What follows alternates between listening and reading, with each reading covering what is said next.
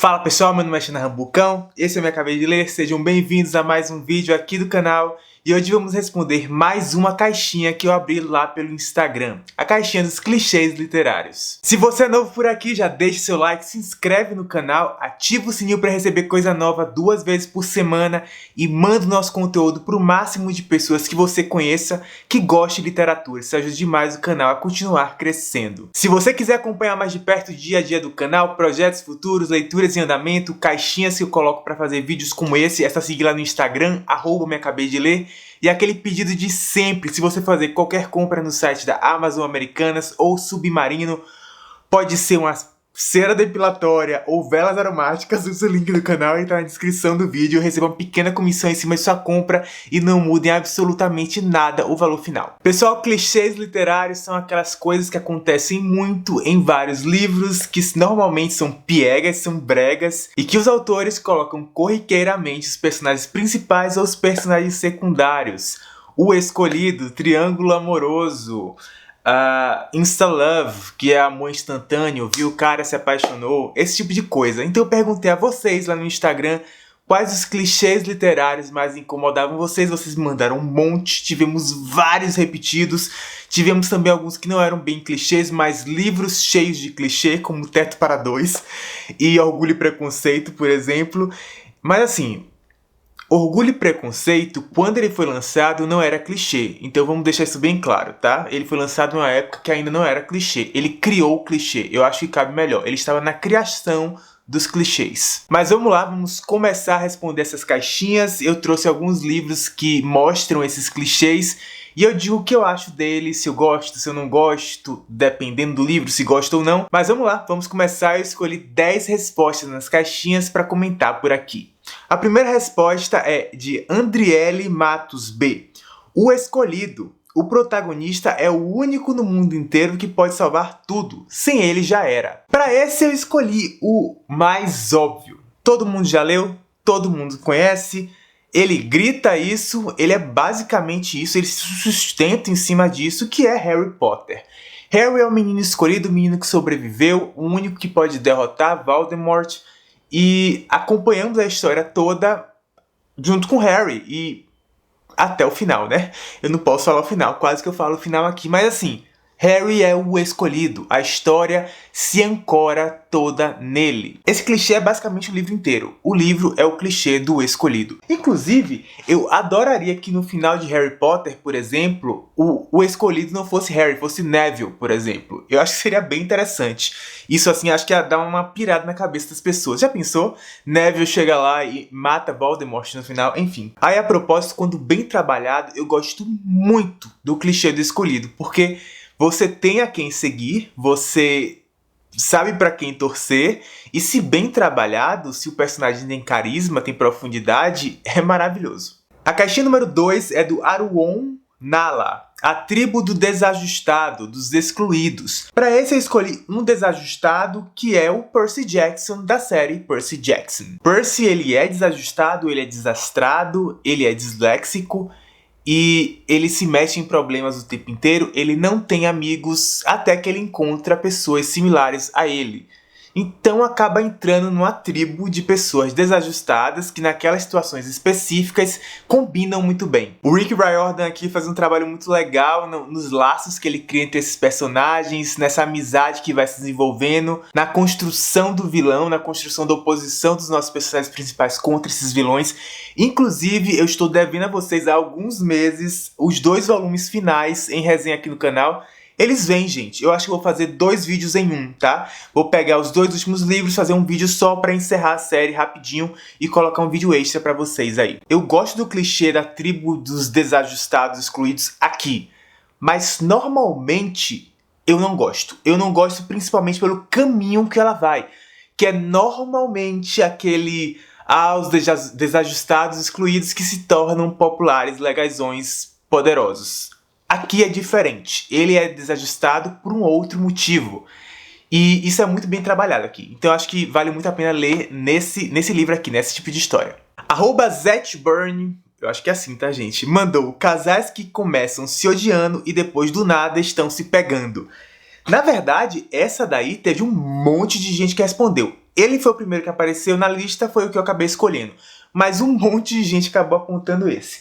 E eu peguei um dos mais fortes nesse tema aqui, que é Vermelho, Branco e Sangue Azul, da Casey McKiston. Alex e Henry são, respectivamente, o filho da presidenta dos Estados Unidos e um príncipe do Reino Unido. Eles se odeiam desde que eles se conhecem, mas, na verdade, eles não se odeiam.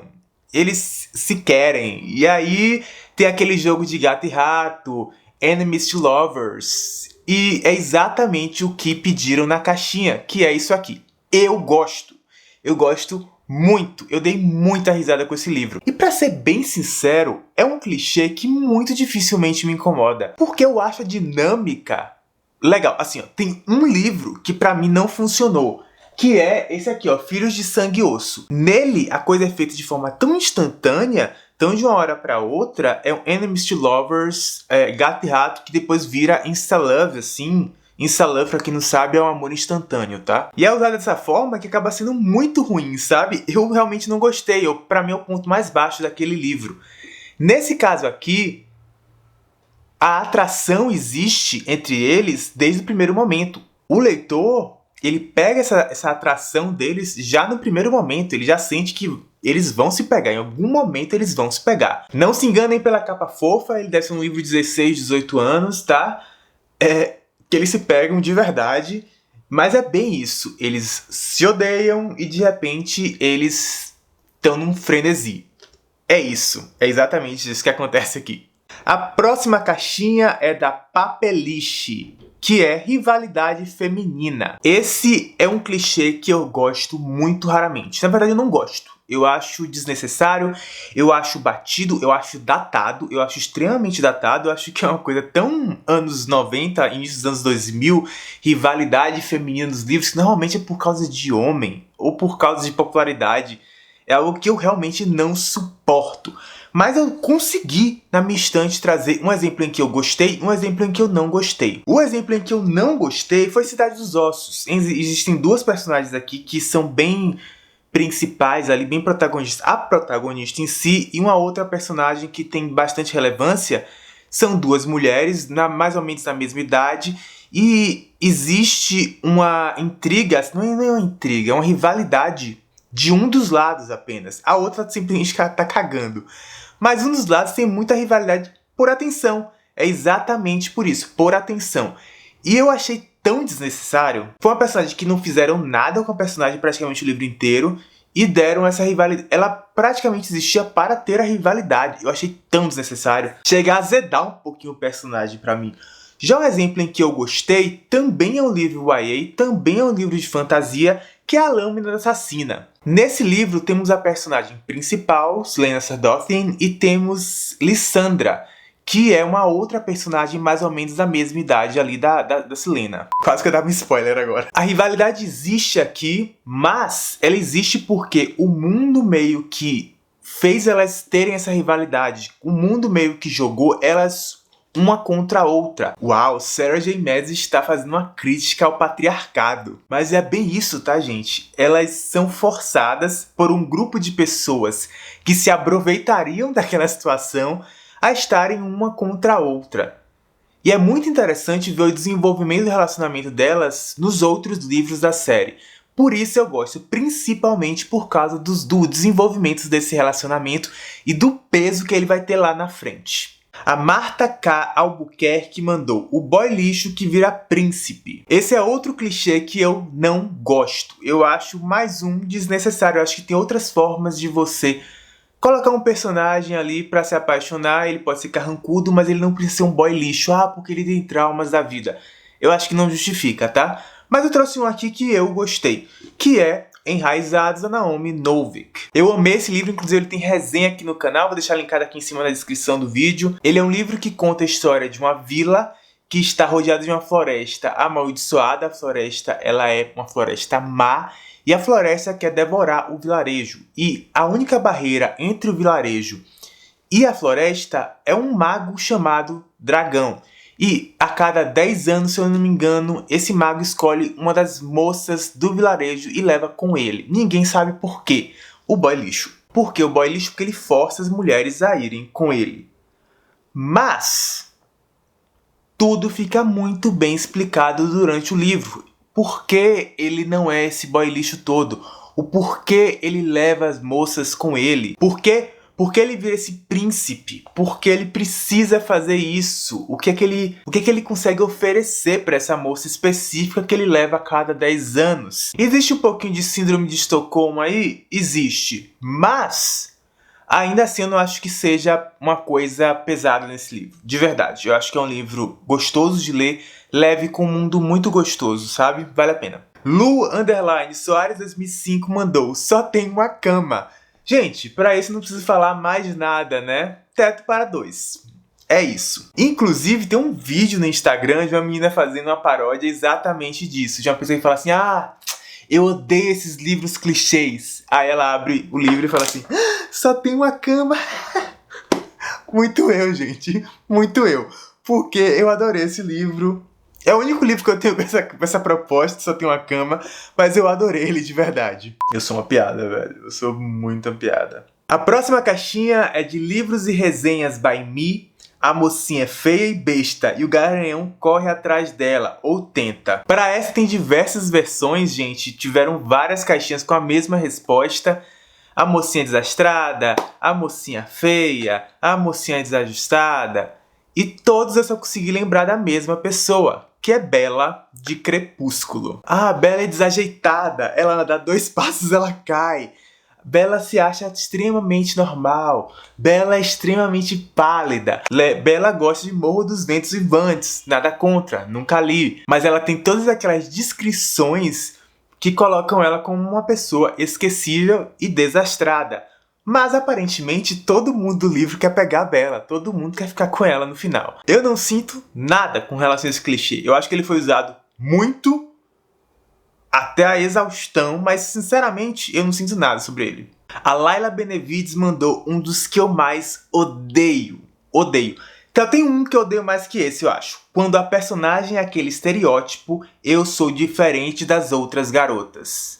Meu Deus, como eu odeio isso. Um livro que tem isso é Trono de Vidro, o volume 1 da série Trono de Vidro, da Sarah J. Maas. O que acontece, Shanahan? A Celaena, nossa personagem principal, ela passa por mulheres vestidas com vestidos e leques, espartilhos, e ela pensa exatamente isso. Eu não sou como essas outras garotas. Qual é o problema? E assim, se ela pensasse como, sei lá, eu não sou igual a elas, ponto. Beleza. Mas ela pensa, eu não sou igual a elas, com superioridade. Eu acho que a Sarah J. Maas evoluiu com relação a isso, porque mais pra frente temos personagens que têm aquele outro arquétipo, mas não trabalhados de forma negativa, o que é um ponto extremamente positivo no tipo de livro que ela faz. Mas nesse livro aqui, isso acontece muito, e não é uma nem 2 vezes não. Toda vez que ela vê uma mulher vestida da forma tradicional, daquela forma padrão, ela pensa isso. Chega a ser incômodo. É uma coisa que eu fiquei bem incomodado com relação a esse livro. Mas, como eu falei, isso passa. Eu não gosto, nunca vou gostar, acho desnecessário, acho que você pode ser o que você quiser, e uma coisa não exclui a outra. Você pode muito bem estar cheio de espartilho com vestido e com 3 bazucas embaixo dele. Simples assim. A antepenúltima caixinha é do J.L_Books, que fala: revelar todos os segredos no último capítulo, estilo novela mexicana. Eu gosto, tá, gente? Porque eu gosto de uma novela mexicana. Eu gostava de Usurpadora, Maria do Bairro, qual eram as outras? Maria Mercedes? Eu acho que era isso. E eu trouxe um livro aqui que isso acontece várias vezes, porque é um livro que tem vários contos, como se fossem contos, mas são saltos temporais, que é Fundação, do Isaac Asimov. Se eu não me engano, são 5 ou 6 contos com saltos temporais entre eles, esses contos, com a Fundação ligando todos eles. E assim, no final de cada conto, acontece exatamente isso que estão falando aqui. Existe um plot twist no final deles, e aí nesse final ele revela todos os planos dele. Isso acontece com uma frequência aqui, mas gente, eu gosto. Tanto gosto que eu dei 4 estrelas pra esse livro. Eu só não dei 5 porque eu não gostei mesmo, assim, dos 2 últimos contos. Mas, gente, isso acontece aqui o tempo inteiro. Você fica, meu Deus, vai dar tudo errado. De repente, ele aparece e é quase um deus ex machina, né? Mas ele aparece, revela todos os planos dele e você entende o que foi que aconteceu. O Marcos Silva Carreiro mandou Triângulo Amoroso. Gente, esse é outro clichê que pra mim tanto faz. Eu não tenho nenhum sentimento em relação a ele.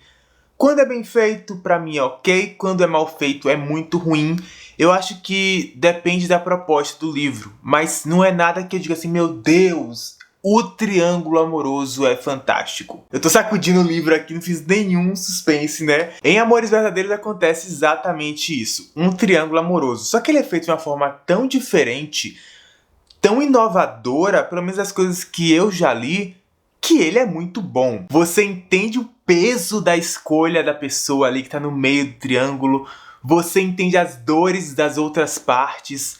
Você entende, sabe? É uma situação em que você olha e diz assim, nossa, se eu estivesse nessa situação, e é uma situação que por mais escabrosa que seja, ela é possível, tá? É um triângulo amoroso possível. Se acontecesse com qualquer pessoa, seria um triângulo amoroso, aquilo provavelmente aconteceria. Mas é uma coisa tão incrível, a dificuldade de escolher, a dúvida, que você acaba se apegando a esse triângulo amoroso. Provavelmente é o melhor triângulo amoroso que eu tenho na estante. Inclusive tem outros livros aqui nessa lista que tem triângulos amorosos, mas esse aqui é sem sombra de dúvidas o melhor.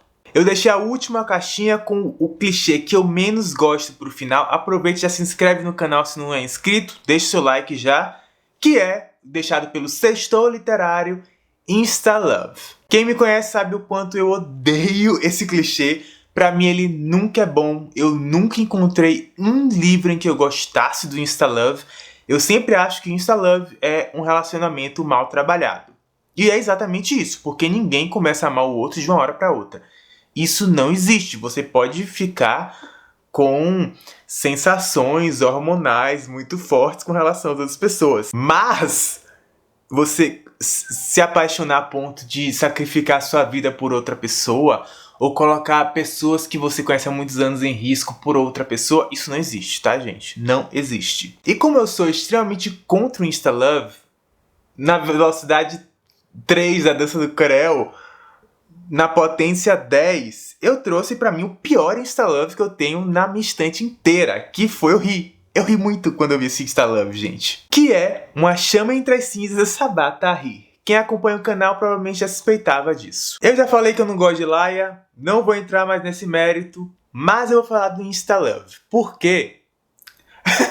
O Insta-Love acontece da seguinte forma. Existem 2 personagens, eles estão no meio de uma multidão. Um personagem olha pro outro, sem querer, tipo, olhei, meu Deus, me apaixonei. É isso.